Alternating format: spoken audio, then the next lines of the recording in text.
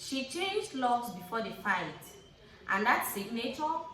Planned or coincidence? What did she know?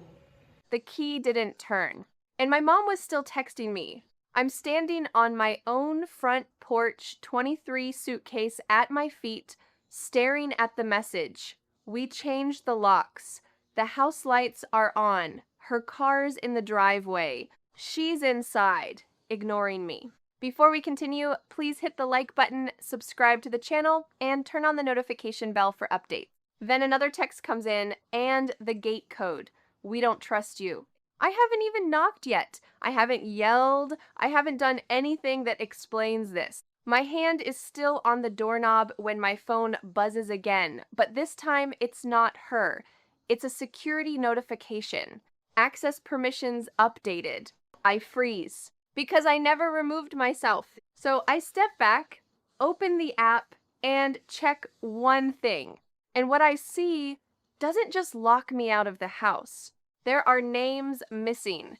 Not just mine. The app shows a clean list of who can unlock the doors, who can open the gate, who can see the cameras, and my profile is gone. Completely wiped, no history, no backup access. Like I was never part of this house at all. But that's not the part that makes my chest tighten.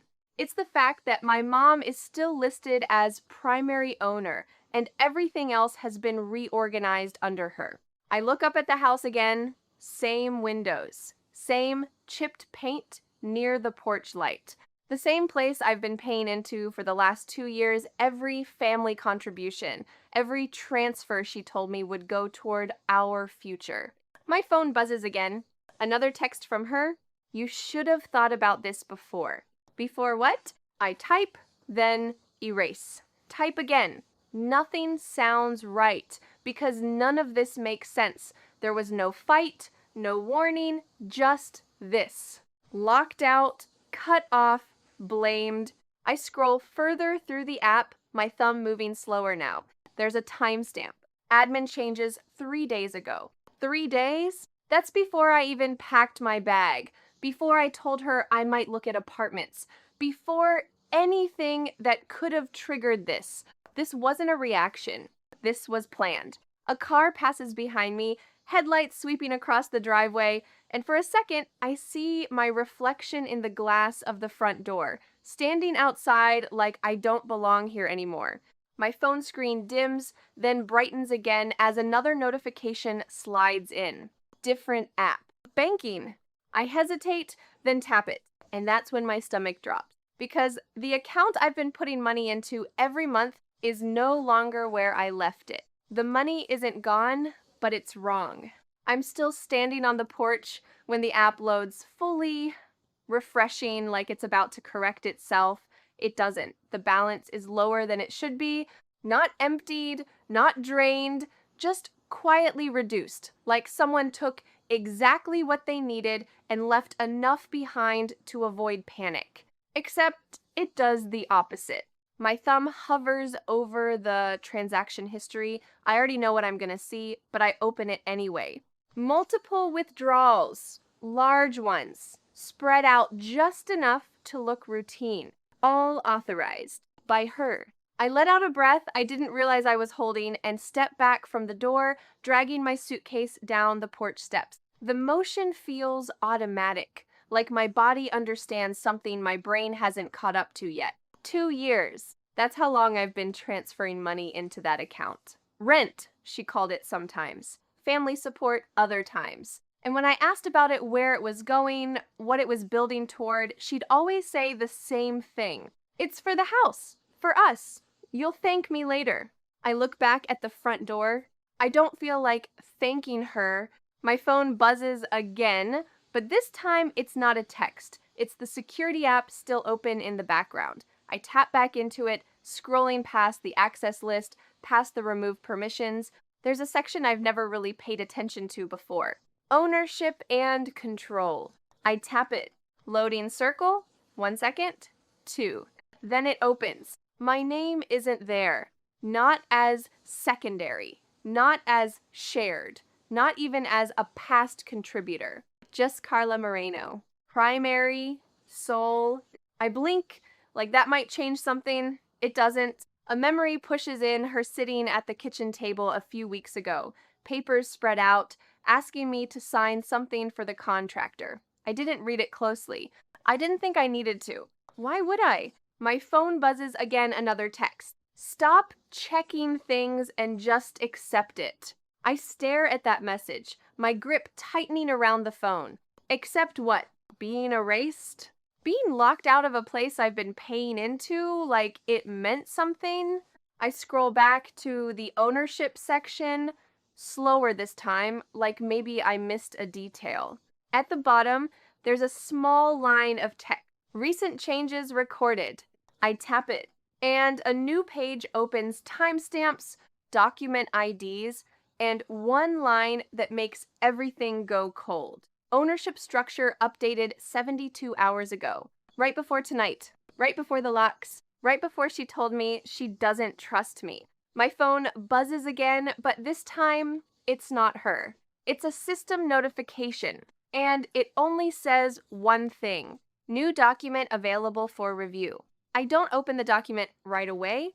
I just stare at the notification like it might disappear if I wait long enough. It doesn't. The porch light flickers once above me, and for a second I consider knocking, just to force a conversation, just to hear her say this out loud instead of hiding behind texts and apps. But I already know what she'd say. Something controlled, something final. So I tap the document. It loads slower than everything else, like it knows it matters. A PDF opens. Clean formatting. Legal language. My eyes skim past the top property identifiers, account references, until they land on the section that matters. Authorized parties. Carla Moreno.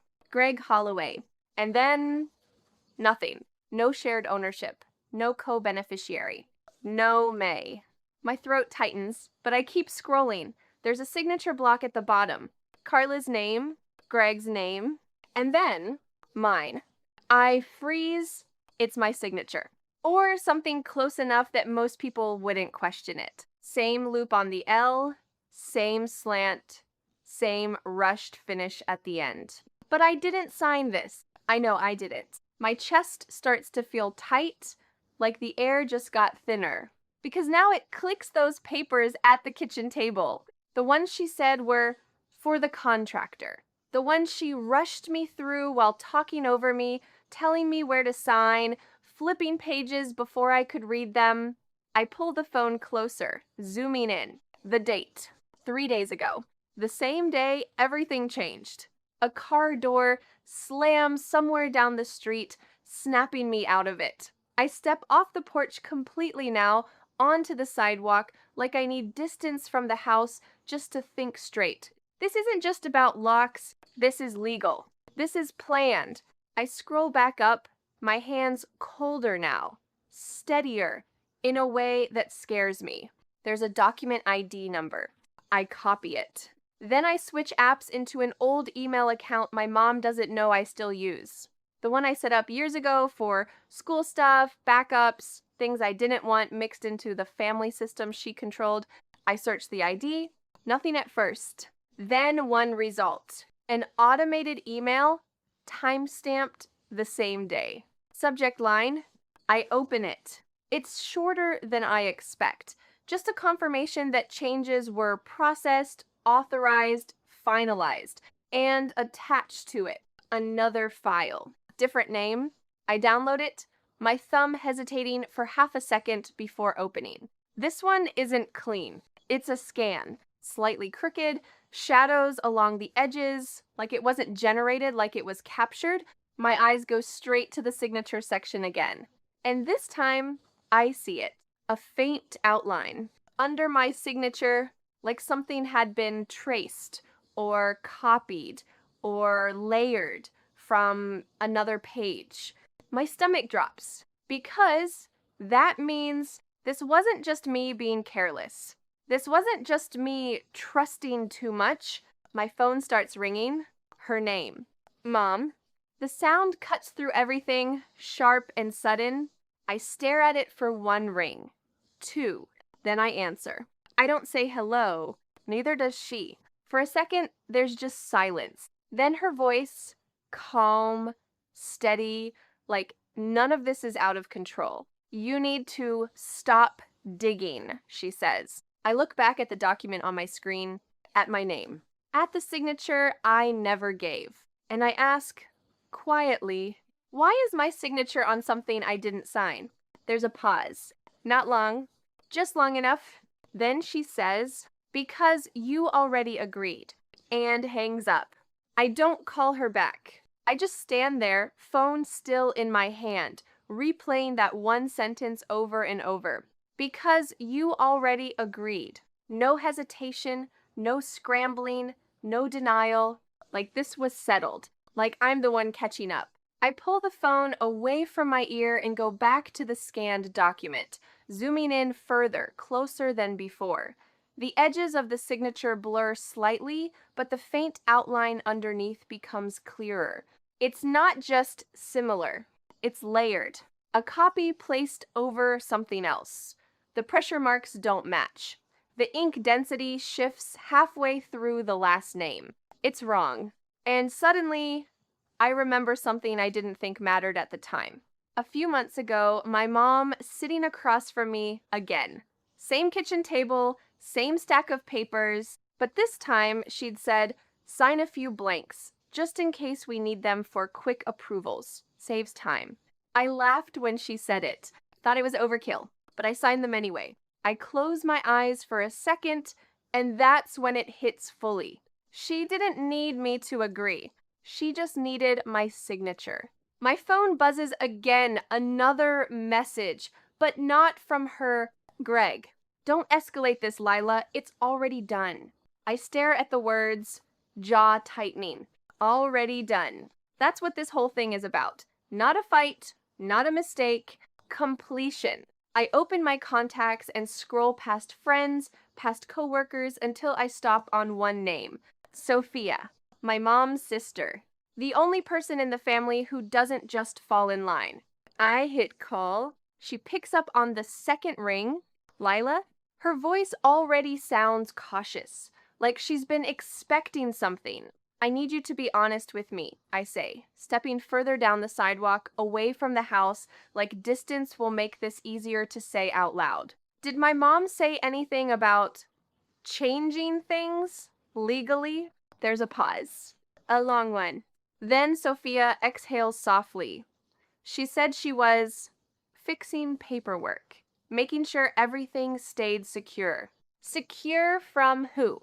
Another pause. From you, she admits. The word lands heavier than anything else tonight. I let out a short breath, almost a laugh, but there's nothing funny in it. What did she tell you I did? Sophia hesitates again, then says it carefully. That you were planning to leave and take money with you, that you'd been acting unpredictable. I look back at the house, at the place I just got locked out of. That's not true. I figured, Sophia says quietly.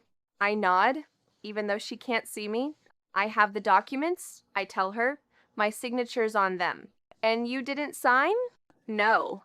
Another silence, heavier this time. Then Sophia's voice shifts firmer now. Then you need to protect yourself. Immediately. I swallow. How? Send me everything, every file, every screenshot, right now. I pull the phone closer, thumb already moving. I already started, I say, because while I was standing on that porch, while I was still trying to understand what was happening, I didn't just check access. I exported everything. The logs, the timestamps, the ownership changes, all of it. There's a quiet on the line, then Sophia says, good. I nod again, heart pounding, steadier now, not calmer, but focused. Because this isn't just confusion anymore. It's evidence. And for the first time tonight, I'm not the one catching up. I'm ahead. I hang up, open my messages, and type one thing to my mom. I already sent the documents to someone. The reply comes faster than anything else she sent all night. Just 3 words. No calm tone. No control. Just, who did you send? I don't answer her. Not right away. I watched those 3 words sit on my screen. Who did you send? And for the first time tonight, her control isn't there. No carefully measured tone, no quiet authority. Just urgency. I lock my phone and finally leave the sidewalk. By morning, everything is in motion. Sophia connects me with a legal advisor, someone who doesn't care about family dynamics, just facts. We sit in a small office with glass walls and too bright lighting, and I hand over everything. The access logs, the timestamps, the banking records, both versions of the document. He doesn't react at first, just reads, scrolls, zooms in. Then he says, "This is cleaner than most cases I see."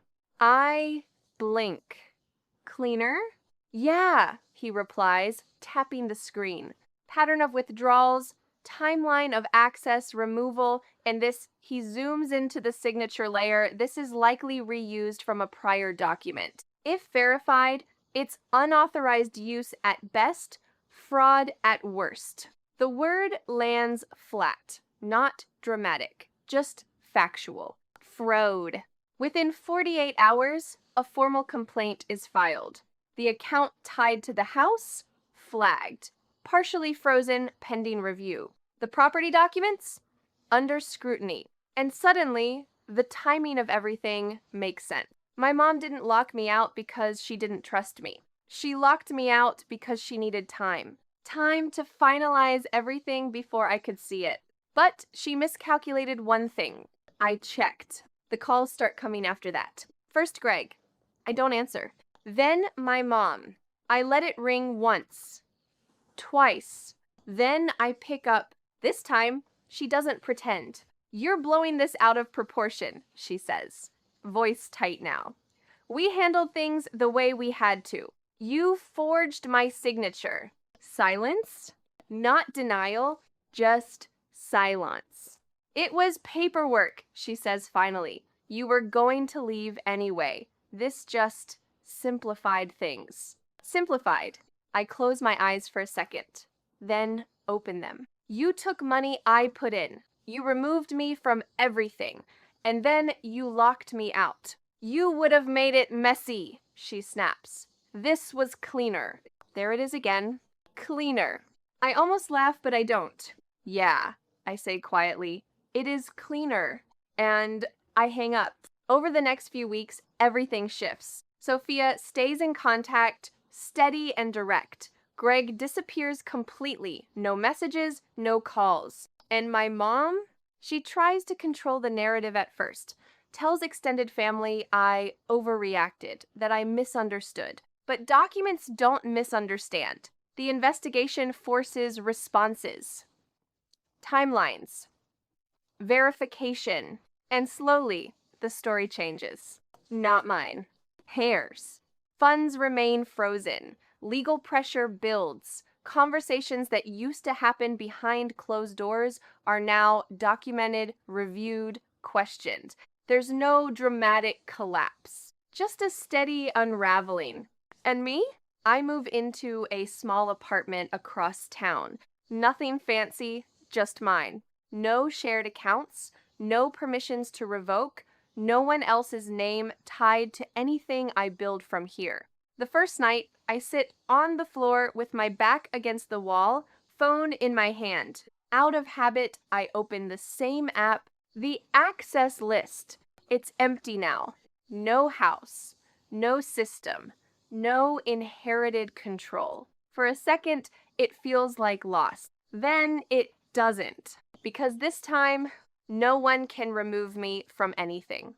I lock my phone, set it down beside me, and lean my head back. They changed the locks, but in the end, I'm the one who walked away with access to everything that actually mattered. If your own parents did this, would you check the account or just walk away?